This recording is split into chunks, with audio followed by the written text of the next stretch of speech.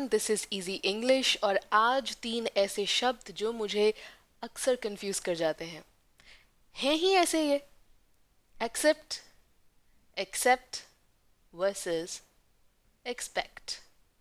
अब किसने सोचा था कि 3 शब्द भी एक जैसे साउंड करेंगे और कंफ्यूजन क्रिएट करेंगे, पर ऐसा है। अंग्रेजी लैंग्वेज में ये तीनों शब्द बहुत ही कंफ्यूजिंग हैं, नॉट बिकॉज इनके मीनिंग सिमिलर हैं बट इनकी प्रोनाउंसिएशन सिमिलर है, इनकी स्पेलिंग लगभग आसपास है, तो इसीलिए कंफ्यूजन रहता है। Starting off with accept. Accept as a verb it means किसी चीज को स्वीकार करना। एक्सेप्ट किया मैंने किसी ऑफर को, किसी चीज़ को, किसी कॉम्प्लीमेंट को जब आप स्वीकार करते हैं तो आप कहते हैं एक्सेप्ट किया। उसने एक्सेप्ट किया, मैंने एक्सेप्ट किया, यानी स्वीकार किया, ले लिया। ओके, एग्जाम्पल्स देख लेते हैं। She did not accept my gift, यानी उसने मेरा गिफ्ट स्वीकार नहीं किया। सिंपल ना। तो एक्सेप्ट मतलब स्वीकार करना, डिड नॉट लग गया तो स्वीकार नहीं किया, एक्सेप्ट नहीं किया। एक और example, I accept this job offer, meaning मैं ये जॉब ऑफर एक्सेप्ट करती हूं। ठीक है, ये तो हुआ हमारा एक्सेप्ट। चलते हैं दूसरे की तरफ, एक्सेप्ट। अब एक्सेप्ट जो है ना, उसका यूसेज मैं याद रखती हूँ तो मुझे मीनिंग्स याद रहते हैं। एक्चुअली एक्सेप्ट के 2-3 मीनिंग्स हैं और इसीलिए अलग अलग टाइप का यूसेज भी है। पहला जो यूसेज है वो है एक्सेप्ट एज अ प्रेपोजिशन। अब जब हम प्रेपोजिशन की बात करते हैं तो एक्सेप्ट का जो मीनिंग हो जाता है वो होता है बट या मगर।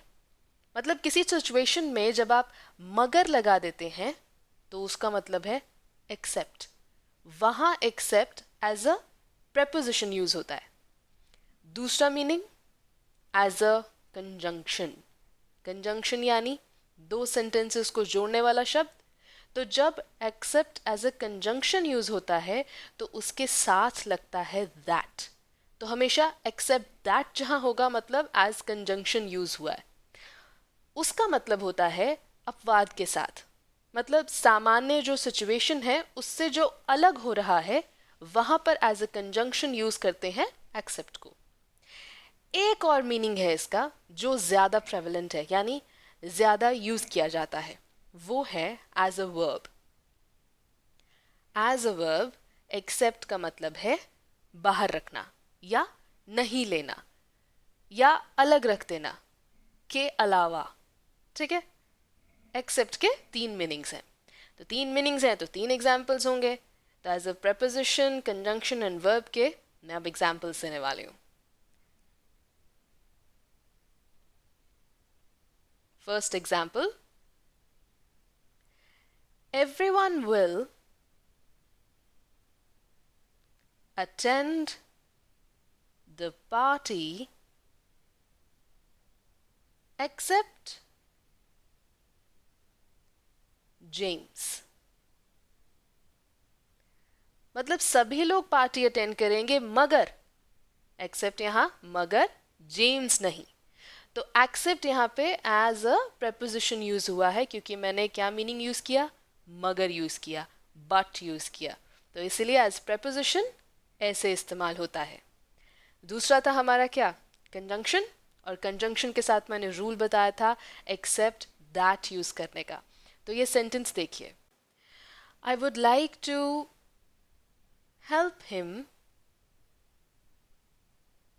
एक्सेप्ट दैट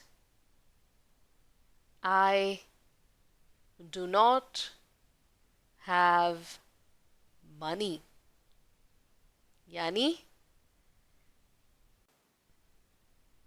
मैं उसकी मदद तो करना चाहती हूं except that I do not have money. Except that यानी अपवाद यहाँ यही हो गया ना कि पैसा नहीं है लेकिन मैं मदद ज़रूर करना चाहती हूँ. So that is how except is use as a conjunction. और याद रखिएगा कंजंक्शन के वक्त एक्सेप्ट के साथ लगता है दैट. अब रह गया हमारा तीसरा और आखिरी मीनिंग, यानी कि जब यह इस्तेमाल होता है एज अ वर्ब.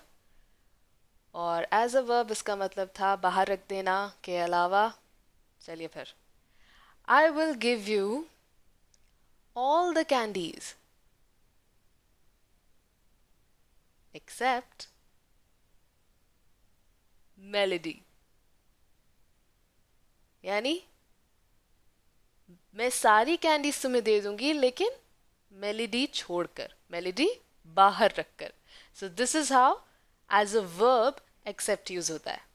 अब चलते हैं एक्सपेक्ट की ओर. तो एक्सपेक्टेशन आपने सुना होगा. अगर एक्सपेक्टेशन सुना होगा तो एक्सपेक्ट भी सुना होगा.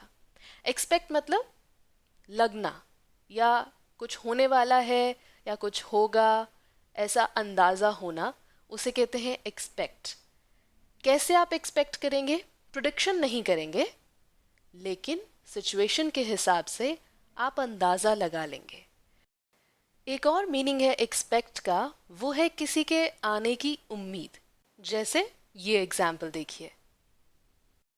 I expect her by Sunday. यानी मुझे उम्मीद है कि वो संडे तक आ जाएगी. ठीक है ना. एक्सपेक्ट यानी गेस्ट की एक उम्मीद होना. एक और एग्जाम्पल.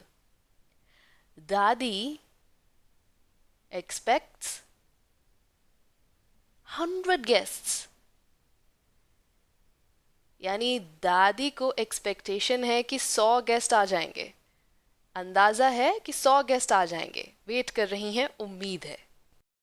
एक और example.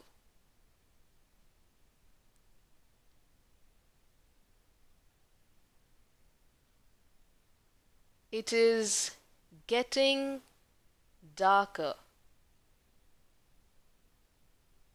I expect she will not come. Meaning, अंधेरा हो रहा है, मुझे लगता है वो नहीं आएगी. तो ये थी difference between except, accept and expect. Keep subscribing and keep watching Easy English.